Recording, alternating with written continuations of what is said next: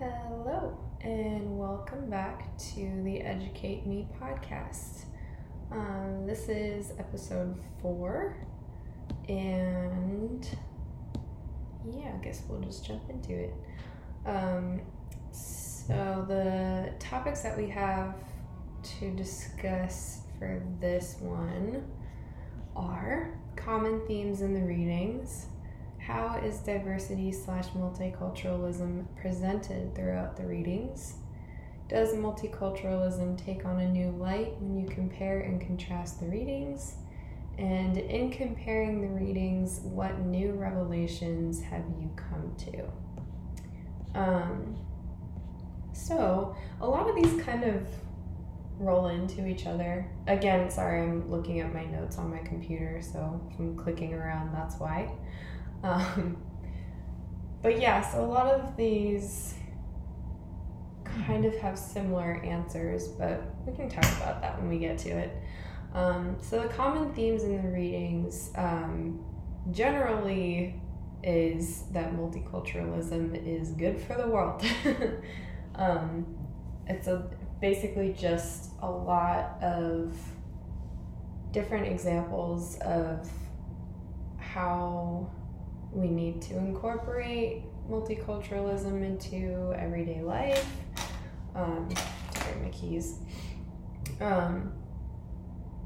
How to encourage a multicultural society and why that's a positive thing for the world in general. Learning about different kinds of people, their beliefs, their traditions, how they live their lives. Generally just encouraging multiculturalism, the benefits of it, and I think that's a common theme, and I think I've actually literally said common theme on past podcasts in reference to the readings that we've had, discussions that we've had, and all that kind of stuff. But it is multiculturalism is the big common word across the board in this class. Just examples of it and its importance. So for the next one, it says, how is diversity/multiculturalism presented throughout the readings? Generally very positively. I think 100%, unless I was missing something, has been multiculturalism equals good, and I agree with that. The importance, significance, positive outcomes, etc. I already talked about that. But how it's presented, what I wrote in my notes is that it's not just black and white, literally and figuratively. That a lot of what we hear in the news is about like black versus white. Like we talk about police brutality and racism, and there's this whole neo-Nazi movement and all this stuff that a lot of what it ends up coming down to is black and white, but there's so much more than that. And I was just reading, I think it's chapter 14 in the book that I am blanking on the name of it, but it's talking about Japanese Americans during World War II and the treatment, which was not good. But that it's not just about black people and white people and like black people versus white people, that they really dive into other cultures as well, being Asian cultures, Middle Eastern cultures, Latino cultures, all of the above. And I think that's really important to keep that conversation going as well. And I think a lot of the times the reason why it becomes black versus white is because of our nation's history and like the early beginnings of the US, and obviously we all know about slavery, and that was a very black and white thing, and a really fundamental, unfortunately, part of our history and our culture, and a big part of why we have a lot of the issues that we still have today. And obviously the civil rights movement in the 60s was majority black versus white. Obviously there was more than that too, but that's what you see mostly in the history books. So that's all to say that I appreciate that in this class, some of the readings that we've had have focused not just on black versus white, but on multiculturalism as multiculturalism, and having not just two against each other, but having this whole broad spectrum of culture, and why that's so important too. Yeah. Sorry, I know I've been saying a lot. I need to stop doing that. I'm doing it again. Let's see, sorry, looking at my notes again. Oh yeah, and then talking about figuratively and literally not being just black and white. Figuratively in the sense that there has been more discussion than just saying white people are bad and minorities need to be pushed forward. But having an actual discussion in these readings on how to bring people together and educate each other for the benefit of society as a whole. And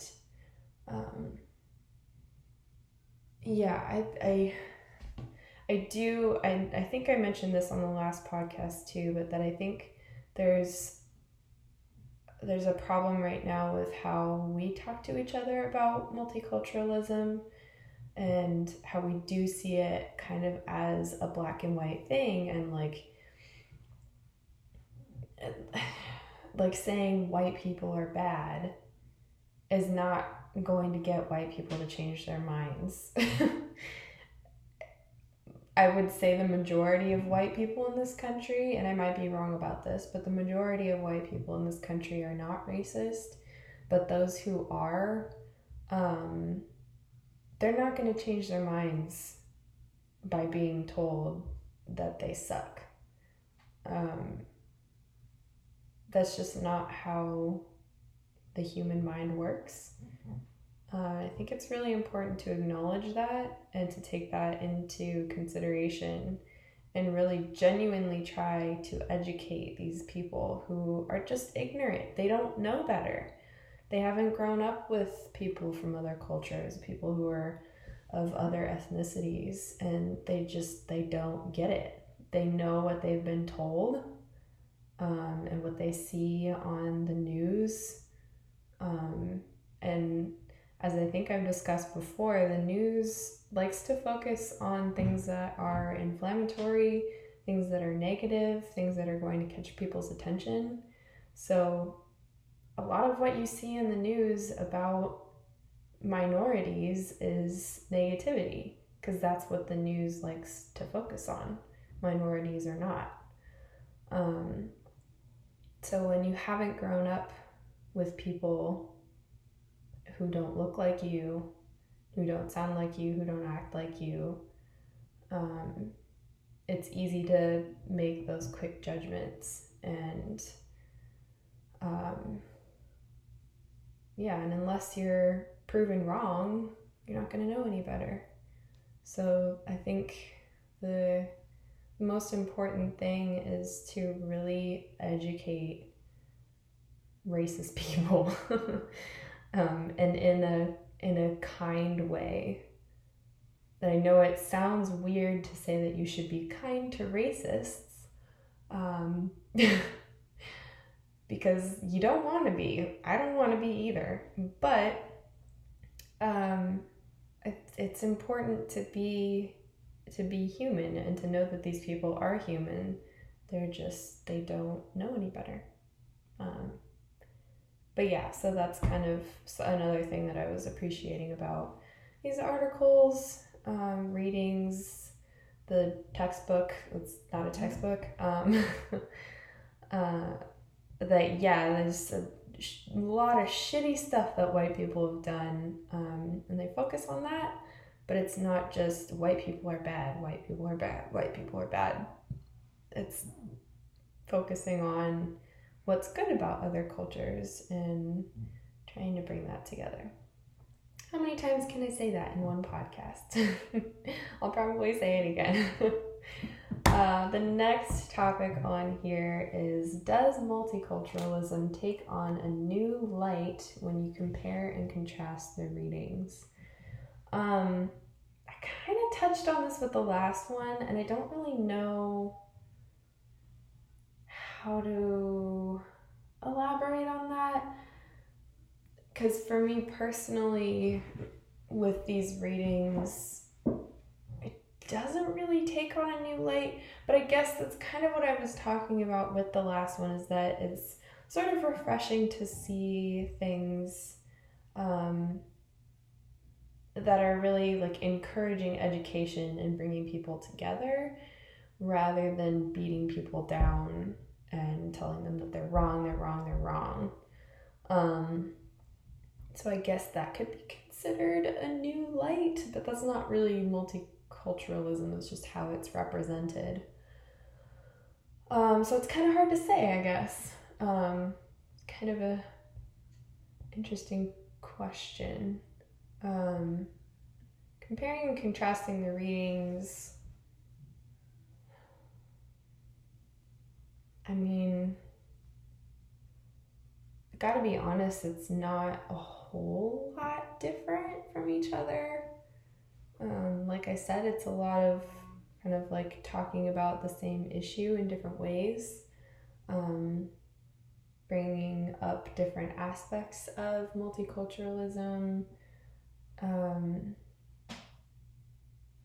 But yeah, it's hard to say, does multiculturalism take on a new light? I don't know. I don't really know how to answer that question, if I'm being completely honest. Yeah. Anyway, the next question is, in comparing the readings, what new revelations have you come to?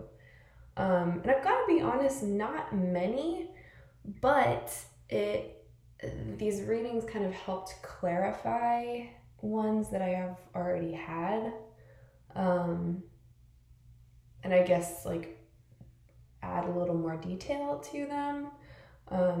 I know that something I have talked about on this before is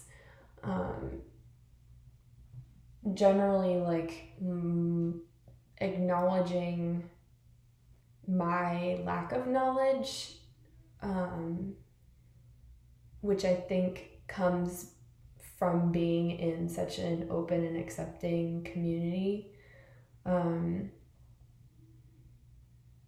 I have on here in my notes, I said, growing up in an accepting area and not fully seeing / understanding the prevalence of discrimination that still exists in this country as a whole. Because even though I don't see or experience it firsthand, I know that it exists. And that's something that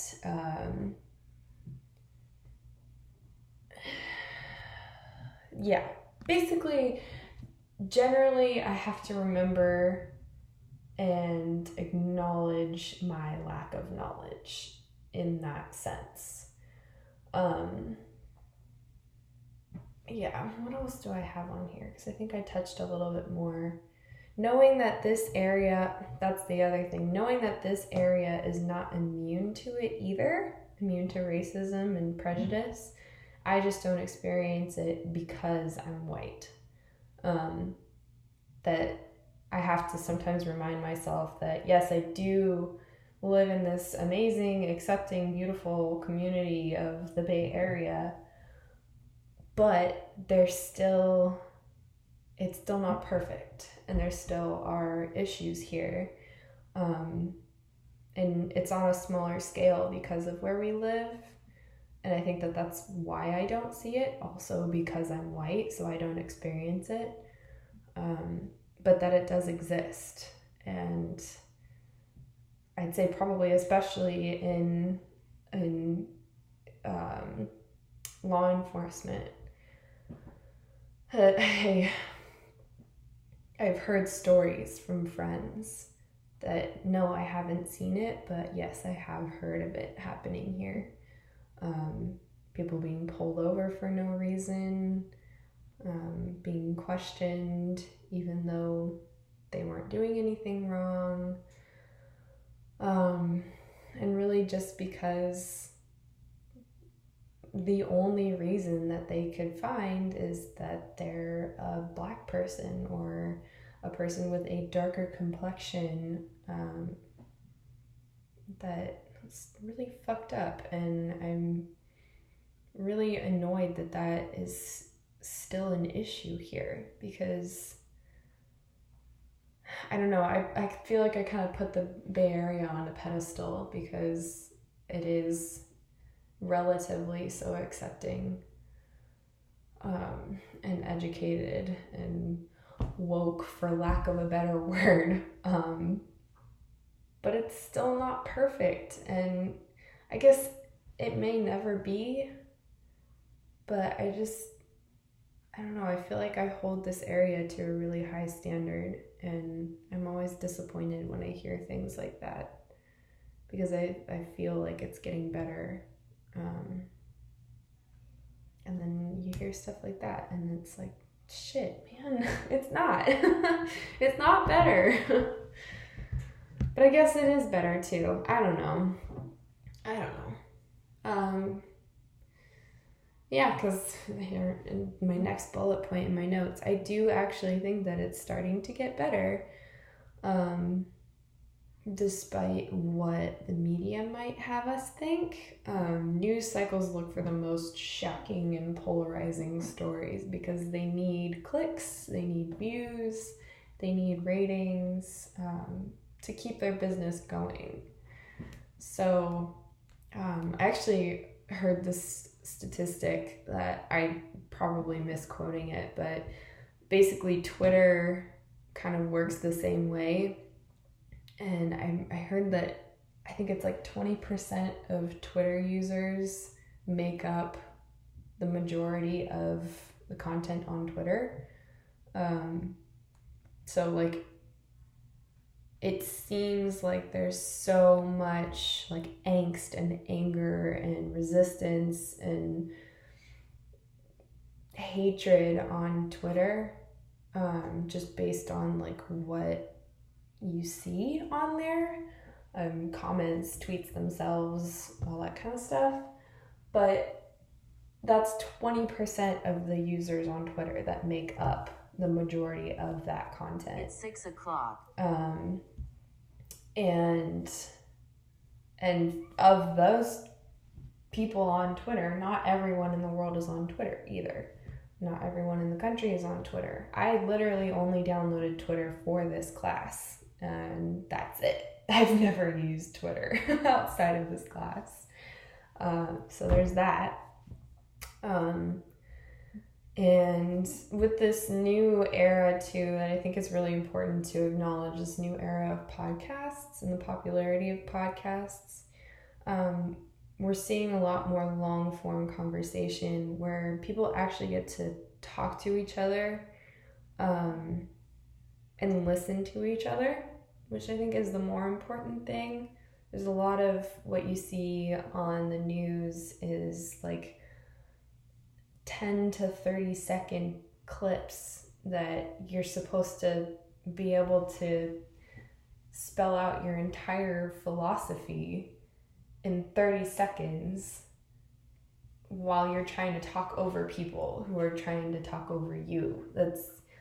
It just doesn't work. You don't learn anything that way. You always get misrepresented that way. And I think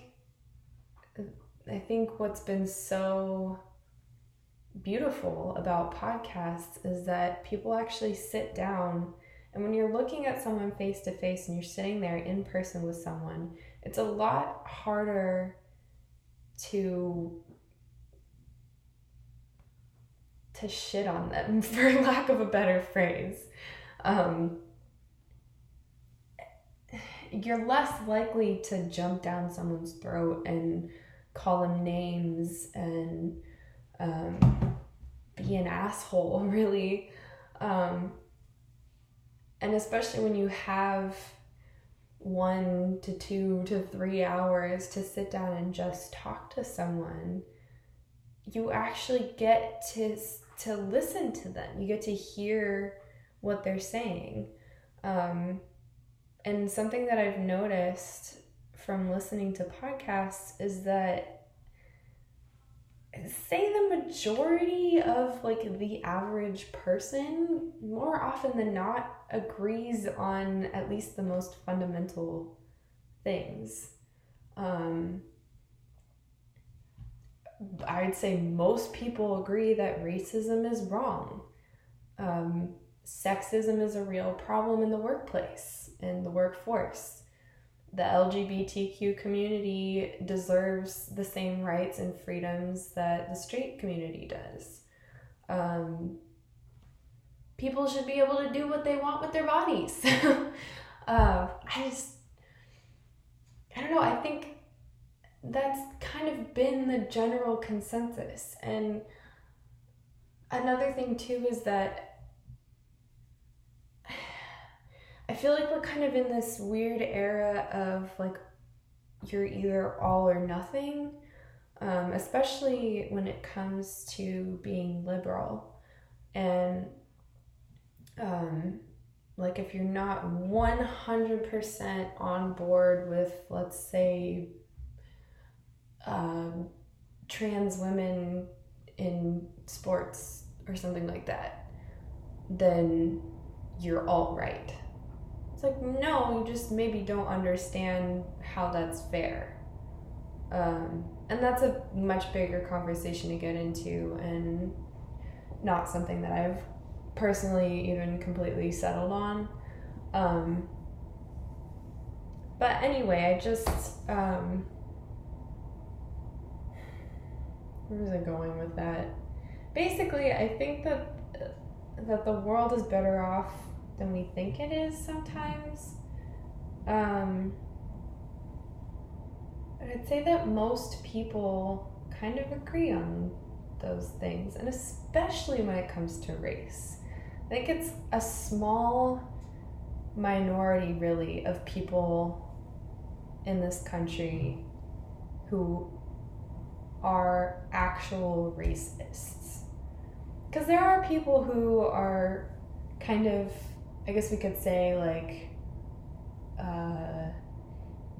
inadvertently racist, or unknowingly racist, or mildly racist. I don't know. Whatever you want to call that. But basically, these are the people who I feel like all it would take is a single conversation with a minority to change their entire perspective on minorities. Because that's kind of how, like, I have some family in Pennsylvania, and they're from like a small town. Their neighborhood is pretty much mostly white, and really all it took, because their neighborhood really was just mostly white, so they didn't know anyone, and all they saw really was like I said before, what was in the news, and what's in movies, what's in TV, that kind of stuff. So they had kind of like this idea of what something was, but once they actually like sat down and had a conversation with someone, I don't remember who it was. I think it was my cousin's friend from school or something like that he like brought his black friend home, and they just met this person and realized, oh, he's just another person. He's just another normal human being who just happens to be darker skinned than I am. It doesn't make him a bad person. He just looks different. And everyone looks different. That's the point of being a different person. Except for our identical twins, I guess. But, you know, there are so many people like that just automatically get written off as racist. It's like, no, they just don't know better. I know I sound like such a preachy weirdo because I keep saying the same thing over and over again, but I think that's kind of what it comes down to, and multiculturalism is a good thing for society. It's a good thing for individuals. All around, I think it's just really important for people to come together, to acknowledge each other, to support each other, and ultimately to love each other. And that's kind of my takeaways from this. And I'm sorry for getting a little worked up here and there, but I am very passionate about people and loving people and respecting people. And I think we're kind of lacking some of that in the world right now. Before I go on another rant, I will end this here since I think we're about time. Yeah, that's actually a really good time. Anyway, that about sums it up. And I will see you for the 5th and final podcast next week. Yes. All right. Signing off. Goodbye.